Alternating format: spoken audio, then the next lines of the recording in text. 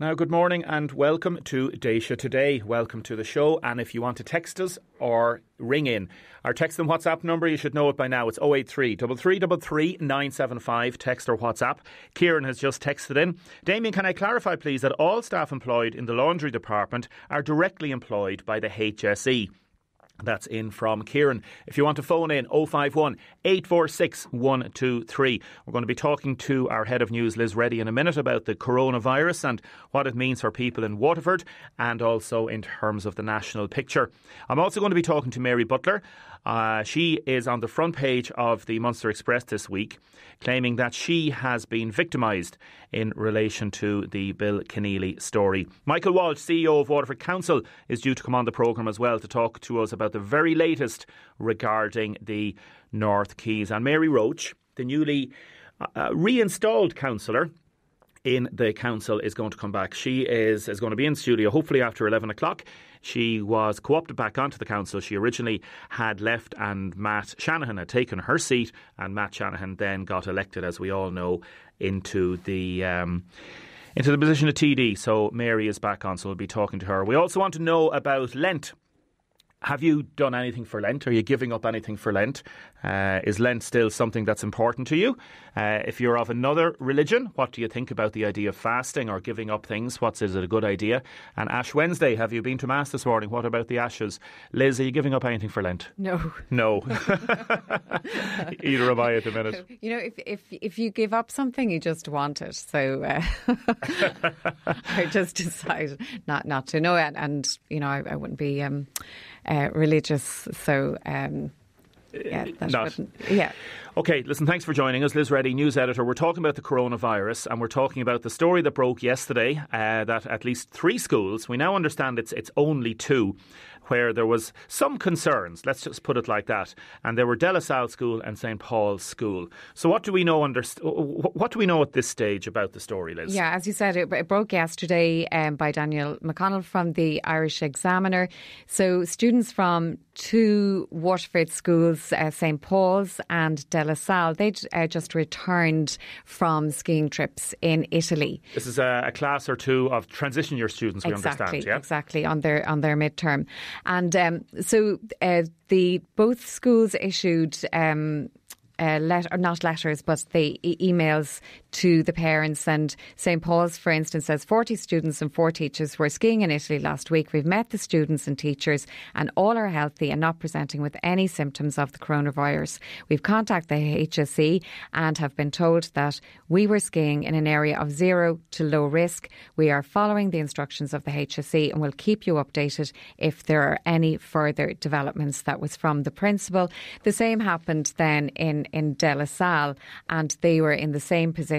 And you spoke, I think, to a mother of a Deise student, and she'd spoken to the HSE, and the area that they were in was also deemed low risk. We spoke last night to Jason Murphy, Councillor Jason Murphy. His son was actually on one of those trips. He was on the St Paul's trip. And this is what Jason had to say.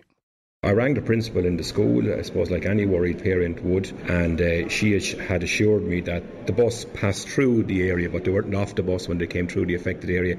The actual place where they were skiing, they have been advised by the HSE, was in a low to 0 risk area. So I suppose as a parent, I'm happy enough with that.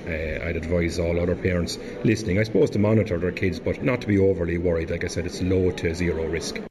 Low to 0 risk. So we did hear that there was a 3rd Waterford school, and we heard that might have been Art School Namara in Tramore. We contacted them this morning and they said no, they were actually in Andorra skiing. Yeah, because there is some confusion, and Daniel McConnell, I spoke to him as well with the Irish Examiner. They were in Andorra, and Andorra is down on the Spanish-French border. A small principality, a country in its own right, whereas the area in northern Italy that is one of the contagious areas, you want to call it that, is Andola. So there might have been confusion regarding there, that. Yeah. So nothing to worry about regarding our school in Tramore. You know, you have Austria, Croatia and Switzerland. They've now reported their first cases of the virus. You know, with Italy trying their best to contain it, but it seems to be spreading throughout Italy. there are that hotel in Tenerife that's been on lockdown. There's 4 Irish people in that hotel. Your heart would have to go out to them, like, you know, to be on holiday and, you know, to be stuck in your room, like. Yeah, there's only the feeling is, and listening to the news this morning, is that it's only a matter of time before it comes to Ireland. Now, it might still be possible to stop it. And one of the things they've decided to do is, obviously, they're talking to the IRFU this morning as we speak regarding the cancellation of the match. And here is Tony Holohan talking about the match cancellation. Tony Holohan from the expert group that has been set up to... He's the Chief Medical Officer at the Department of Health, yeah. That event is the 7th of March, which is less than 14 days away, and 14 days is the incubation period for this infection. So there have been a lot of cases in that region of Italy, and we expect that number to increase over the coming days, and I think it would be nothing other than irresponsible if we were to recommend otherwise. So we think this is the only responsible public health advice that we could give. The IRFU seemed to be on the back foot last night because the statement, so the Department of Health got on to, obviously, Simon Harris. He issued a statement straight away and obviously didn't talk to the IRFU. So they were then saying, well, you know, what's the reason for this? And they've asked for an urgent meeting with Simon Harris, and that's happening at 11 o'clock this morning. But it looks likely that game won't go ahead now at this stage. At this stage, and depending what happens the next week or so, from a normal person's point of view, it would be right to call it off. Because you could imagine, now I know a lot of the Italians are going to come over anyway, and they might be in Temple Bar, now they might be screened, but if you have 40, 50,000 people together in an area, if there is one person there with the virus, you're fecked. Exactly. And, you know, if you go back to the situation in Tenerife, it was an Italian doctor that was in that hotel in Tenerife, and that's where the problem arose. So if you have a lot of people coming over from Italy, it just goes without saying. I mean, the genie's out of the bottle now, isn't it? You know, and you can see this virus popping up. In the US now, they're saying it's not if, it's when. And again, in terms of the idea of it spreading and how it spreads, that's something people should keep an eye on and read up on as well. 2 very simple things we'll talk about briefly, Liz. One is the idea of, would the government have the power to actually close down a town or a city? So let's say, for example, it did break out here in Waterford. What would happen next? We don't really know. The first thing is, if somebody goes to a doctor, COVID-19 is now what's called a notifiable disease under regulations of the Minister for Health. So a doctor has the power to detain a probable case to comply with infection prevention. So if you did go to your GP and you may have COVID-19, the doctor could say, right, you'll have to detain you here. Literally call not the guards, you potentially call the guards, but call the health experts. You have to go into a quarantine unit.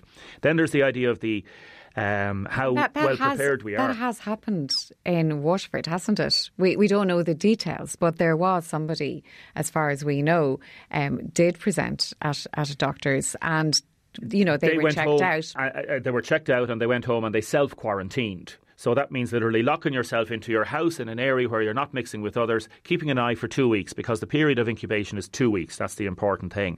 So any parent listening to this, again, just keep an eye, as we've heard, on the children. But the likelihood is that none of the schools in Waterford, there's not going to be any infection from them.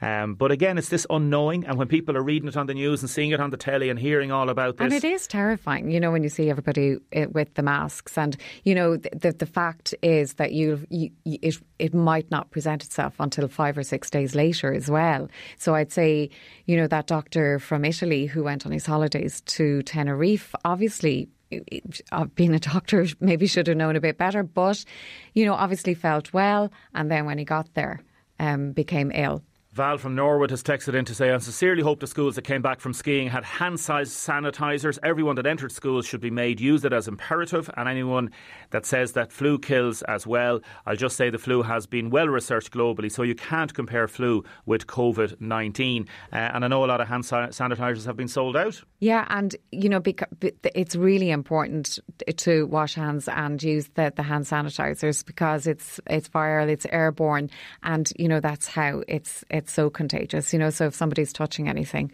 I don't know whether you saw on the Deputy Health Minister from Iran who has the coronavirus and was having these interviews on TV, looking physically unwell, and then having meetings with journalists and other ministers, so it's spreading there as well now. Yeah, Texter, what's the situation in Krakow in Poland? The COVID-19, we're due to head there next week. As far as I know, there's been no outbreak there, but it's certainly worth checking with your travel advisors about that. If it comes to quarantine, how will they quarantine Irish people? It's going to be very, very difficult. How are we going to do it? Again, this will be something different from the foot and mouth. It'll be something different from the SARS. So we just don't know. But I mean, what did they do in China? Everybody just had to stay indoors. Could you imagine doing that here? Well, we have to stay here for the duration. We'll have to set up little studios in our houses. Liz Reddy, thanks very much for joining us. Thank you. Stay with us, Mary Butler next. Now, welcome back to the programme. Some texts and comments coming in. I think that the schools should have quarantined those students. But as we say, there's a very, very low risk, and there was no risk in terms of indicating that they should be quarantined. So the schools and the authorities make decisions on the basis, obviously, of the facts that are available, and that's what has been done. Keep your texts and comments coming in. 083 3333 975. Mary Butler, Fianna Fáil TD for Waterford. Good morning. Good morning, Damien. Thank you very much for coming in to us. Yeah, and thanks for inviting me. Not at all. I appreciate you coming in. Mary, I'm just going to go through a little bit of a timeline. So people just bear with me for a second. It's important just to understand why we're covering this story this morning. So accountant, former basketball coach and former Fianna Fáil tallyman Bill Keneally, he sexually abused boys in Waterford in the 1980s. He's currently serving a 14-year prison sentence. He was sentenced in February 2016, 4 years ago. In relation to 10 sample counts of indecent assault against minors, he pleaded guilty. In 2018, the Court of Criminal Appeal upheld the prison sentence imposed on Keneally. He formerly had an address at Somerville Avenue, Waterford City. Brendan Keneally is a cousin of Bill Keneally, is a former Fianna Fáil minister, who has said he was told his cousin was a sex abuser in 2002, but he didn't report the matter to the Gardaí. So in September 2016, I wrote an article for the Sunday Independent reporting that the mother of one victim had said that former TD Brendan Keneally was told in 2002 that her son had been abused. And I quote from the article. He said to leave it with him and he would get the Monsignor to deal with it, said the mother of this victim. The former TD told me that contrary to what people might think, he wasn't aware that his cousin was an abuser in the 70s, 80s or 90s. That's very important to say. And I quote him, "The first time I became aware of it was early 2002 when someone very close to a victim told me. I was shocked and blown away by it and nearly fell off the chair. I made sure certain things were done. I got him assessed medically, which found he wasn't still offending." So when I asked them, did he talk to the Gardaí about it? Brendan Keneally said he didn't. As the victim said, he or she didn't want to go further with it. And regarding the Monsignor, he said, yes, I spoke with him about it. The Monsignor in question is Monsignor Shine, who has since died. He's related to the family. And he told me he didn't know in the past about his nephew Bill Keneally being an abuser. So victims say there's many questions left unanswered and investigations by the state are continuing. So in the general election of 2016, Brendan Keneally played an important part in Mary Butler's election campaign, in which you topped the poll. I've been told by Fianna Fáil locally that during the local elections last year, Brendan Keneally did not canvass for you or for Fianna Fáil. In the general election last month, Brendan Keneally did canvass, and in fact may well have canvassed on the same night that you were canvassing in a certain part of the city. I'll ask you about that. So I suppose the first question is Mary Butler, and we'll deal with the canvassing issue first. Okay. The canvassing issue first, and then we'll deal with the online matters. Why was Brendan Keneally canvassing with you or on your behalf last month? Because, as we all know, there was a general election. It was a 3.5-week campaign. I had about 50 people canvassing for me throughout the city and county, and Brendan Keneally was one of those. Why was Brendan Keneally not canvassing in the local elections last year? I can't answer that. I don't know why he wasn't. I canvassed with most of the councillors at the time throughout the city and county, and I don't know the reason for that. That's an honest answer. Were you, or did Fianna Fáil make a decision not to have Brendan Keneally canvassing as part of the local election campaign team last year? Not that I'm aware of. Did you know and encourage Brendan Keneally to canvass as part of the canvassing team in the last 6 weeks? I was aware that Brendan Keneally was canvassing, and I was actually out canvassing with Brendan on a couple of occasions. So you were out canvassing with him? Yes, I was. Fair enough. Yes, no, I'm being honest, I was. And as we say, Brendan has said exactly what he said, and he hasn't disputed anything that I've reported on in the past, either when I was with RTE or with doing the reports for the Sunday Independent. And I've asked Brendan to see if he'd come on to talk about it. So Brendan has said he's done nothing wrong. He didn't know anything about it in the 70s, the 80s or 90s. He did know in 2002 when somebody came and the person said, I don't want to go any further with this. He said he spoke to Monsignor Shine. You did say in an interview with Old Dalton for the Irish Times that you were not aware of calls to drop Brendan Keneally from your canvassing team. Do you recall an interview that you did with Eamon Keane, my predecessor, in 2016, in this studio, trying to defend the actions of having Brendan as part of your election campaign, when a number of the Keneally victims had criticised that? Do I remember the interview with Eamon Keane in 2016? Vaguely. The reason I asked that is that you were saying that you weren't aware, you spoke to Owen Dalton, quoted in the Irish Times, that you were not aware of the calls to drop Brendan Keneally from your canvassing team. And yet, our understanding is that in 2016, you would have been aware that there were calls from the victims of Bill Keneally. Okay, I as we're talking about timelines, I think it's very important that we put timelines in place. On one occasion, and one occasion only, one victim of Bill Keneally asked to meet me. I think it was in 2017, 2018, but I'm open to correction, and that was Colin Power. And I met with him, and Councillor Jason Murphy attended also. I told you this previously.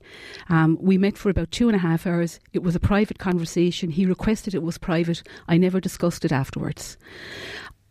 The next interaction I had with any of the victims were during the time that the Commission of Inquiry was being put in place in Leinster House, and I sat with Jim O'Callaghan, who's our spokesperson for justice, and I spoke out clearly in favour of a Commission of Inquiry being put in place. The victims had previously met with Micheál Martin and with Jim O'Callaghan. I wasn't at that particular meeting, and I spoke out clearly and concisely on that day in support. When the talking in the Dáil was over, I went upstairs and I shook hands with whichever victims were present in the gallery, and I wished them well and said that if I could do anything to help, I would. I think it's fair to point out that in June 2019, Bill Keneally claimed that I defamed him in the Dáil when I spoke in support of the Commission of Inquiry. He took issue with me saying, what he took issue with me saying was that when I said he was allowed to abuse children for such a protracted period of time. He then put a legal team in place. They looked for an investigation. They wanted to impose penalties on me in the Dáil, and they wanted the Dáil record to be challenged. So I think it's fair to put that out there as well, that he has an issue with me also. I don't doubt your bona fides regarding wanting matters investigated and wanting and calling out Bill Keneally, okay? So let's be quite clear on this. There is no association between Bill Keneally and Brendan Keneally, okay? Apart from the fact that they're related, and Brendan Keneally is still an active member in Fianna Fáil.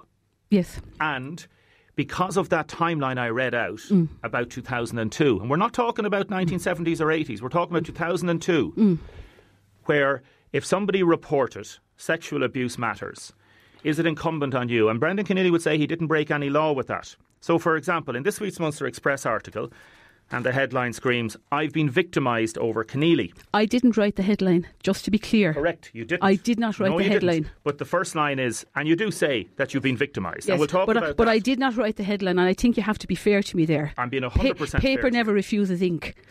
It says that you were in school when the atrocities took place. I was. But you're not being associated with Bill Keneally. Like I said, you're being associated with Brendan Keneally as somebody who's canvassing on your team. And the victims have said that they don't think that's right. Okay, and that's a fair point. That's a fair point. But why has it been done, Mary Butler TD? If that's a fair point, you knew about their... It was a complete error of judgment on my behalf for this election. I suppose in 2016 I didn't realise the enormity of the whole case. The election was just over in February 2016 when Bill Keneally was jailed. I think it was in around the February of that year. I'm not exactly sure of the timelines. It was a huge error of judgment on my behalf to have Brendan Keneally canvass for me in 2020. I have never met the other victims on a formal setting, and any of the issues they have with me or with my association with Brendan Keneally has only ever come to me third hand. It has never been articulated to me, like we're sitting here now across. Like, have you spoken to Brendan Keneally about this matter? I spoke to Brendan Keneally last Monday, 10 days ago. And I would like to apologise unreservedly, firstly to Linda and Barry Murphy for the hurt and upset it caused Linda and Barry when Brendan Keneally canvassed their house on the Thursday before the election. The election was on the 8th, so that was the 6th. That's the first thing I would like to categorically apologise. Barry was a victim, as we know, one of the victims that was named in court. And I would like to apologise unreservedly to Barry and Linda. I would also like to apologise unreservedly to the other victims, Colin Power, Jason Clancy and others. I don't know all their names. As I said, I've only met one of them in a formal capacity. I never would have imagined, I'm not a vindictive person, it's not in me. And I suppose it was a complete and utter error on my part that I didn't foresee the damage that could have been done or the hurt and anxiety that was caused to these men. I know they have been to hell and back. And just to prove... And I want to show how genuine I am with this apology. We'll talk about the office in a minute, okay? Because I just want to tease this out very briefly, because I know we can't go on too long about this. But again, you cannot tell me, as the main Fianna Fáil person in Waterford, effectively, the main elected representative, why Brendan Keneally wasn't canvassing last year in the local elections, last May and April, and yet he was canvassing in the general election. Was it a case that he just kind of, it happened? Like, I think, to be fair, it did happen. Brendan would have a lot of experience of canvassing in the city for many, many years. You used his experience to help you get re-elected in the general election last month. It was never deliberate. It wasn't analysed to that extent. But hold on a second, Deputy Butler. You are a clever person, and you knew that Brendan Keneally knows areas very well. But you also knew in the past, because Colin Power had said it to you, and we'll talk about the office in a minute, and that association between Brendan and the Keneally family. And yet, you canvassed with Brendan Keneally at least twice, and he was part of the team and part of the canvassing team, so he was fully integrated in the Fianna Fáil general election machine in the last 2 months. He was, and I suppose the only person... And the only reason that you're now talking about this, and the only reason this has become an issue, is because you got caught out. It's because Brendan Keneally, by mistake, called to the house of one of the victims. Like, I've been getting texts from the victims, and the upset. Yes. They're so upset about this. And as we say, there's no connection between Brendan and Bill. Brendan did nothing wrong. But there is no connection between me and Bill either. I think that needs to be stated quite clearly. That has been said. But it hasn't on social media. OK, we'll talk about social media in a second. But in terms of the perception, perception is very important in politics. I do. And you have apologised unreservedly. Yes. And you were saying it's a huge error of judgment. Yes. I'm asking you, are you only saying that now? No, absolutely not. But no. if it didn't become public that Brendan Keneally was canvassing with Fianna Fáil, you wouldn't have come out and said, oh, by the way, I've made an error of judgment. Well, To be honest, I think that's a little bit disingenuous. I'm not a vindictive person. What's disingenuous about it? I think it's disingenuous that you can assume that.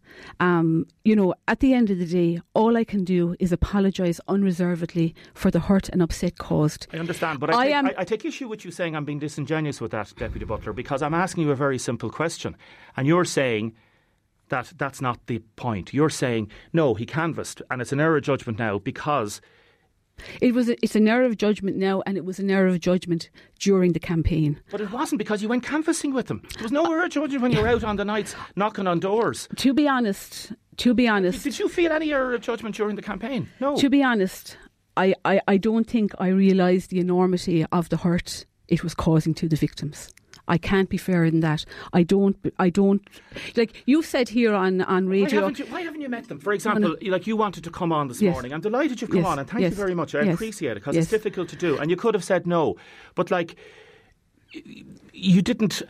The victims have been on, and they have a statement that they've issued. That the victims they haven't met you, and they want to meet you. And she say you want to apologise to your victims, and yet they haven't heard from you directly recently regarding this matter.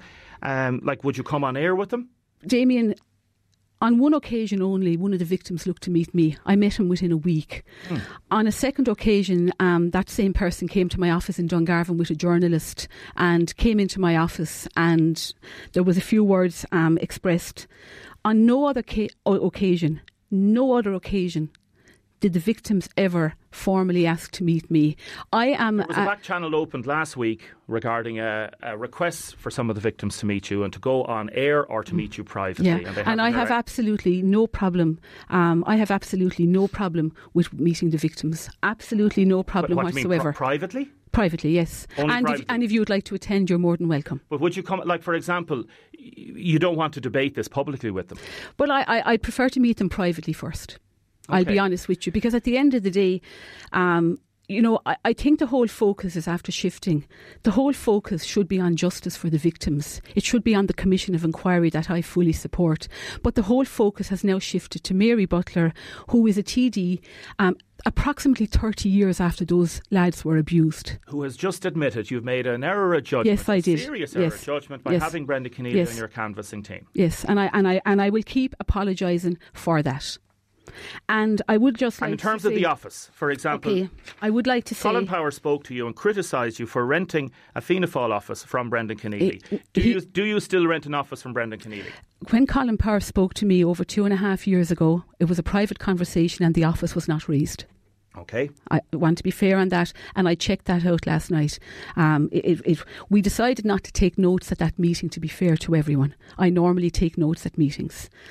To show how genuine my apology is, I am leaving the office. I served notice on the office last Monday week, so it was 10 days ago. So that's, people were saying, why haven't I come on? I was dealing with a lot of issues last week. I met Brendan Keneally and I served notice on the office. I will be leaving the office within the next fortnight approximately. Where is this office?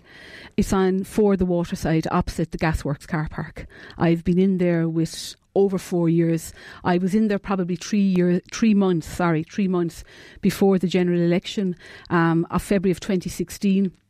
And I continue to stay there for the last 4 years. And that's down beside where Jason Clancy, another victim, has one of his offices. An office on the Waterside. I've been in that office for the last 4 years. And why are you getting out now? Because this controversy? No, not because of the controversy. Because I think I never assumed, or I never would have imagined that my office location in the centre of Waterford would cause so much upset to the victims. I didn't read it right. I'll be honest with you. I didn't get it. I get it now. I didn't read it right.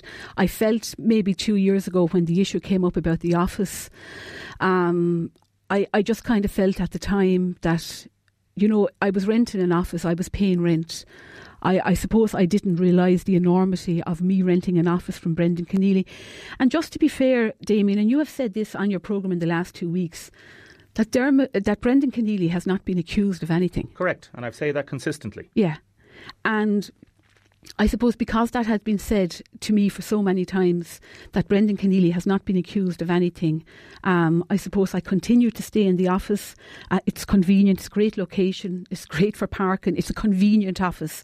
So I'm now charged with trying to source another office in Waterford, but I will be gone out of that office in the next 10 to 14 days. Because it comes down again to perception. As we say, Brendan Keneally did nothing wrong. If one of your family members had been sexually abused, Deputy Butler, and a public representative was told but didn't contact Gardaí about it, would that person be welcome in your home? Well, I suppose, we're looking at 2002, and it's kind of a moral and an ethical issue at that stage. If I had been informed in 2002, I believe I would have informed the guards, but I can't answer for anybody else. And I've said this to you previously. The type of person I am, I would have involved the guards. And I do believe that the victims took offence to the last line of my personal statement when I said my commitment to and support for victims of sexual abuse has been complete and unwavering. And criticism of my statement in that respect is not open to challenge, because that was a general statement. Unfortunately, since becoming a TD, I have worked with more than one case of abuse. I've actually worked with 3 that are private and confidential, and I have to stand over that. And I have worked with other victims of sexual abuse. I've worked with people for elder abuse, and that's where that statement came from. I know the victims were not happy with that statement because I saw it in the media, but that referred to my work in general with all victims. The victims have issued a statement, a 3-paragraph statement. It's quite extensive, but I haven't seen it. They want to categorically say that the victims wish to categorically state they never engaged in bullying of any description against you. I know you're not saying that. Everything we stated is absolute fact, and she is not a victim of bullying from us, says the statement. We've also conducted ourselves with great dignity. We know our moral compass is of the highest standard. And she says, the statement says, Mary Butler has not been victimised or associated with Bill Keneally. She continues by the association with Brendan, and that's the issues that they have. And we have broken that. Yes, and I have never ever accused these lads Correct. of bullying me on Facebook, and I don't believe that they have anything to do with it. I believe there's a political agenda going on in relation to the bullying on Facebook. They accuse you of missing the point regarding this, and you've admitted that you've missed the point. And yet people are texting in. You're now saying that you're going to do things differently. Yes. Damien, all I can do is keep apologising for any hurt or upset that I have by being associated with Brendan Keneally canvassing, by renting an office from Brendan Keneally. I can only apologise unreservedly to them. I can do no more. I have no association with Bill Keneally. I never met him in my life. I don't know what the man looks like apart from pictures that appear in the press. I was in school. I think I'm approximately the same age as the lads. I was in school when those lads were being abused. I'm a public representative now, representing the people of Waterford City and County. And 30 years on, approximate time frame, I'm guilty by association because I rent an office from Brendan Keneally, and Brendan Keneally canvassed for me. There is no one else to blame within Fianna Fáil for this, only me. Yeah. I chose to have Brendan Keneally canvassing for me. It was a mistake. I know. I chose to rent the office from Brendan Keneally. I now see it was a mistake. All I can do is keep apologising. I never meant to cause offence. Again, in researching this interview, like Saoirse McGarrigle from the Mirror, I think, was one of the person that met you or spoke to you at the same time as Colin regarding that. And the quote from her in September 2017, I am renting an apartment from Brendan. I think it might have been an office. An office. Which has nothing to do with the crimes. I don't see how there can be a conflict of interest. That's the quote that I have from that. Yes, but I just think, to put that into perspective, that particular day, I was blindsided in my office when somebody walked in, put a microphone in front of me, and to be honest, that paper has never printed anything since, and I just prefer to leave it at that. In terms of that issue on 2017, you didn't see a conflict of interest at the time, but now you do. I see the conflict of interest now because of the hurt and upset it's causing the lads. They're obviously devastated. They feel I am not supporting them, and as a result I'm apologising unreservedly and I am leaving the office, and I hope that small action in some small way might reach across the divide and show them that I am genuine. I'm not a vindictive person. It's not in my nature. I would never intentionally hurt or upset. They've gone through enough. But I think the focus needs to shift back now to the Commission of Inquiry and to justice for the victims, because the focus is now on Mary Butler. And I want to get back to work and represent the people of Waterford City and County. One final question on the canvassing. Like when you were walking around with Brendan Keneally, there's victims like around Waterford City and further afield. Did you not think, God, if we come across one of these victims now, or a relation, and you met in Linda, and Brendan met Linda, like, did you not think? I obviously didn't. The whole frenzy of an election, 3.5 weeks. That particular Thursday, I was in Dunmore Passage and Crook with one team. There was a team out in Dungarvan. There was a team out in Waterford. The whole purpose was to get re-elected, maximise the vote. Listen, I was completely blindsided. I can't say it often enough. I was wrong. I am sorry. What is the situation with the Facebook post? Did you report to the Gardaí regarding the Facebook post? Yeah. Are they investigating that? Absolutely. This is about the emoji. Yes. Do you believe that your account was hacked? I believe there was a fake page set up in my name that liked and laughed and shared a post by Jason Clancy, which is irrelevant who put up the post, but liked and laughed and shared a post. Is there any chance that anybody in your team or somebody else might have just hit the button by mistake? Absolutely not. And all those people that have said what you're alleging is wrong, you dispute that? I dispute that 100%, and I would just like to say it's a live case in the hands of the Gardaí, who have been extremely supportive. They have been helpful. They have been second to none, and it is now at a national level with the Gardaí. And I believe the truth will out. Today is Ash Wednesday and I'm a religious person and I think the truth will out. But why I had to go to the guards on the Wednesday was because it crossed the line as far as I was concerned. Because when these trolls on Facebook, when they were finished on my page, when my page was removed, suspended, they started on my daughter's page. And for me, that crossed the line. And finally, I know I'm going to play 50 seconds of a clip from Colin Power. It's important the victims are heard.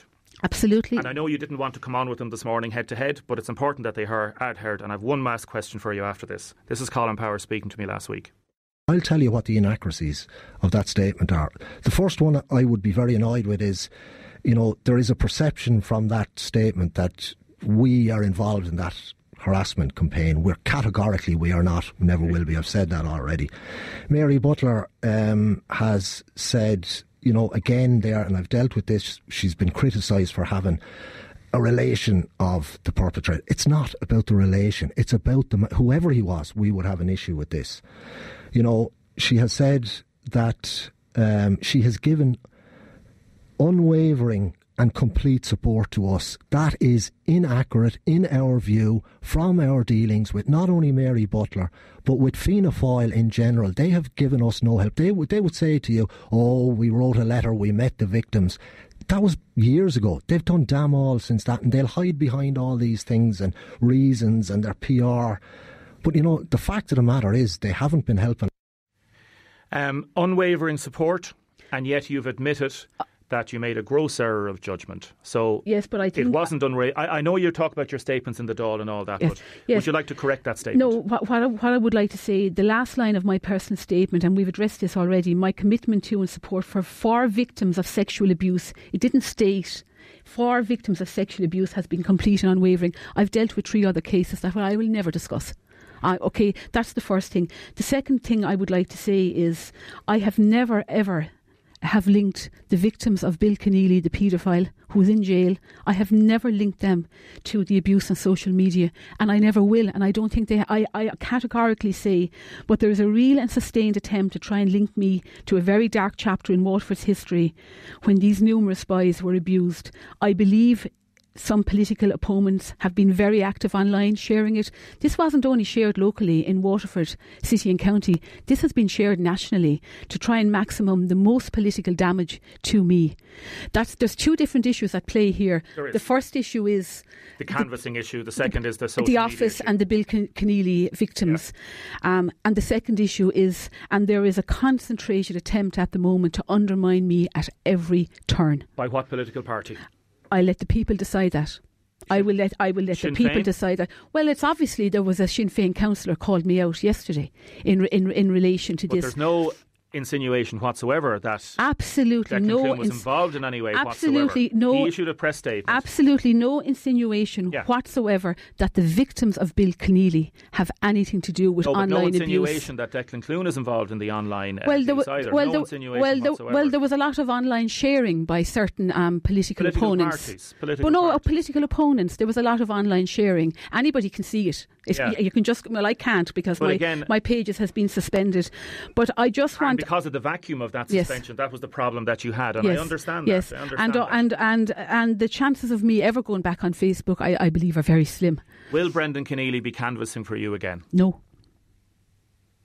Absolutely not. Mary Butler, thank you very much for joining us this morning. You're welcome. Now I'm going to talk to Michael Walsh in a second. A lot of texts coming through about the Mary Butler interview. I'll get to them as we can. We ran over on a number of different things, probably after 11 o'clock before I'll get to some of them. They're around 50-50, people saying, well done Mary, and others criticising Mary quite categorically, and other people talking about the nature of the interview. First, I have to go to Michael Walsh because you're waiting for us. Michael, good morning. Morning, Damien. Thanks very much for joining us, Michael. I know we don't have too much time, but I'm delighted you're talking to us. The final decision on Waterford North Quays city centre expansion is expected this spring. A press release, a media release that you issued yesterday. Can you give us the latest, please, about where are we on the North Quays? Where we are, I suppose there's two different elements to it, Damien. One is the funding in terms of the different access projects that are involved, which aren't just related to the North Quays, that to do with opening up access to the north side of the city, that has obviously been delayed in the context of the elections and government, and it probably requires a government decision. We'd be expecting that imminently once we get a new government. We got very positive news, obviously, in the last week or two that the NTA are contributing significantly to that, and indeed are covering will cover this year's costs in terms of it. The NTA have always approved strategically of what we're trying to do there, but this is a confirmation that they're prepared to contribute on the financial side of things.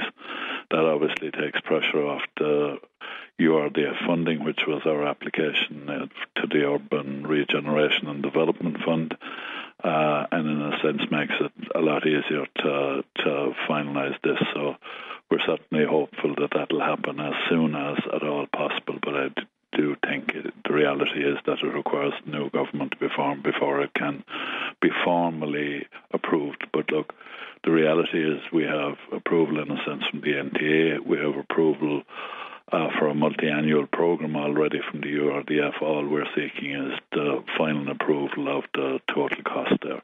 So that should happen in the next couple of months.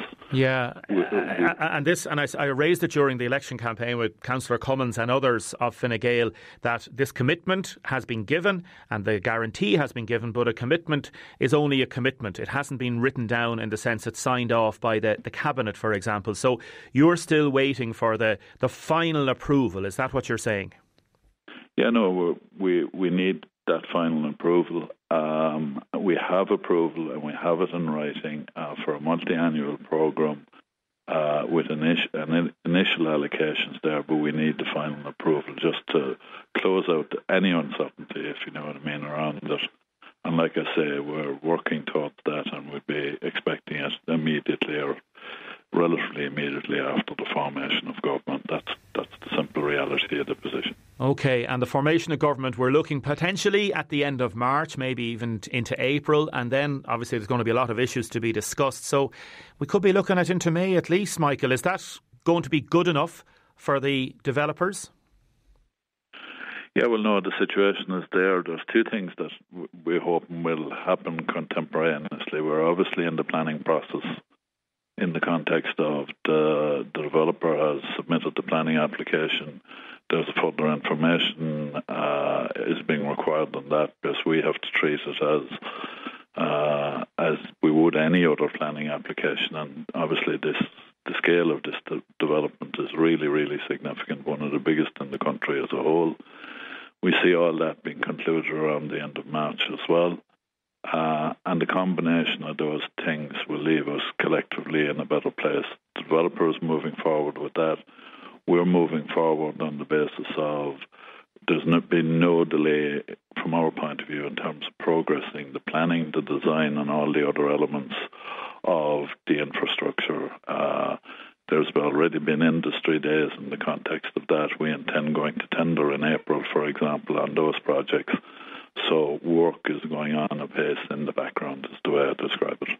Can you just give me a final figure, Michael? How much has the council spent on all this so far? Do we know? Low single figure millions. Probably, no, sorry, that's not true. 7 or 8 million, which we have recouped the majority of that from the NTA and the URDF already. We'd have got about 5 or 6 million from the URDF for last year's work, is the way I describe it, and equally further monies over the last 2 years from the NTA.